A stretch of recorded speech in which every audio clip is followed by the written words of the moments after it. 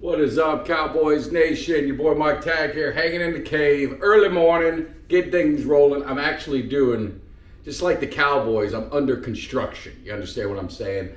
Changing things up a little bit, adding a few more pictures that have been in the archives, trying to get that mojo right as we go into this final stretch into the offseason. So it's been a tough year for these Dallas Cowboys. It's been a tougher year for these fans. I mean, we've been broken up. We've been frustrated, we've been angry, we've been everything. We had a great show last night. Kelly and I had some good, healthy debate, agreed to disagree on some things, but appreciate all the love in the chat, all the new subscribers. If you haven't subscribed yet, I don't know what the hell you're waiting for. Hit that subscribe. Make sure you hit that thumbs up. Make sure you hit that alert bell, because we're going to have a lot to talk about, and it's going to be one of those off seasons that we're going to see if Jerry finally gets the wake-up call or not. And if not, then tough days ahead for Cowboy fans. But what I wanted to talk about real quick, and we talked a little bit about it on last night's show, was Micah Parsons.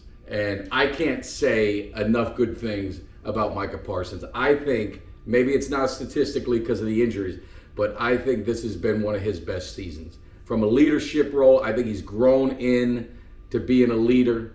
I think he's matured. I think his game has gotten better. I think everything that Micah Parsons doing is all the right things to lead this team. He did make a comment. I'm sure his agent really didn't want to hear it, but I know Jerry and Steven, their cheap asses, wouldn't mind hearing it, as he's talking about he doesn't need to make X amount of money. There's really not much difference between $30 and $40 million. Well, I'll say for me, it's about $10 million difference. That's pretty damn good. So, but all kidding aside, but he made that comment that if they're committed to get the right pieces and add pieces to the puzzle to get a championship, he'd be open. He would be open to making a friendly contract to help this team. And you don't really hear that much from players anymore. And like we talked about on the shows, I don't really blame them.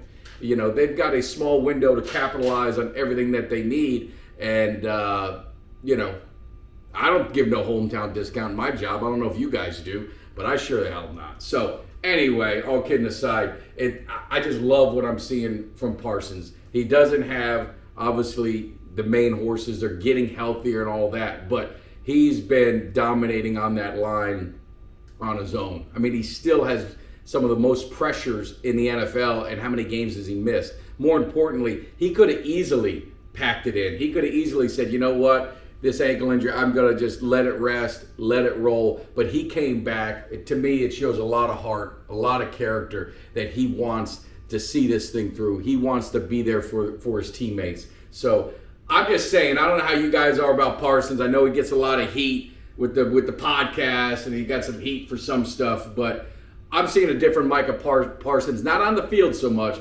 but in the locker room and just in what he says and the maturity. So I know it's disappointing, Cowboys Nation, but I think brighter days will be ahead. Speaking of brighter days, your boy's going to be down in Carolina with the crew. You know, a lot of people say, man, Mike Tag, why what are you going to these games for? Well, understand this.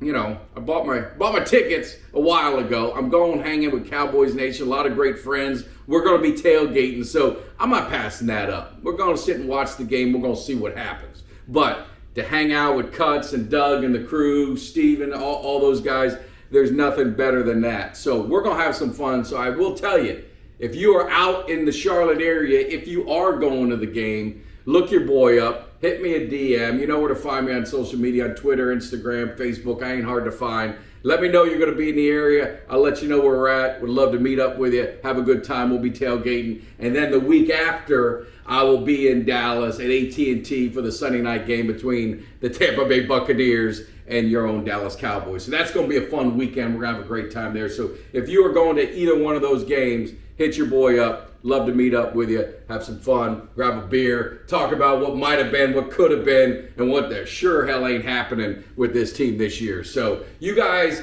enjoy the day, enjoy the evening, whenever you're watching this, enjoy the weekend. And this is my favorite time of football, and it hurts that the Cowboys aren't a part of it, because I think the final stretch, those final 4 games in the NFL, there's nothing better leading into the playoffs. Now you got the college football playoffs coming up next week. So it is, if you're a football junkie like I am, this is the best month to 2 months of football that you can have. So fortunate the Cowboys ain't in it, but we'll see what happens. But again, hit that like, hit that subscribe, hit the share, hit the alert button, because you see your boys coming up every now and then, and hopefully doing some more live shows. We're going to have our interviews. If you missed any of the interviews, if you're a new subscriber, we do a lot of interviews with former Cowboy players, former NFL players, talk about their time in the NFL, talk about what it meant to be America's team. And on the other side, talk about what it was like playing America's team, the despise they had for the Cowboys. We talked to former Redskins. We talked to former Giants. We talked to former players on 49ers. So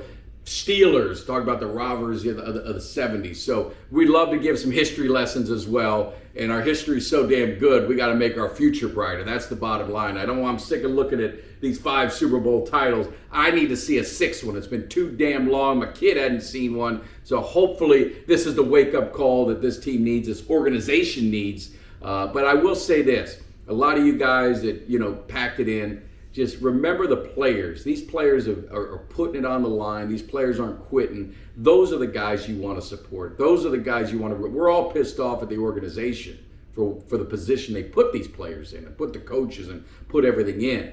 But these guys that line it up on the field, it just has to be said, even with like Overshown, man, his career, you don't know if it's going to be the same.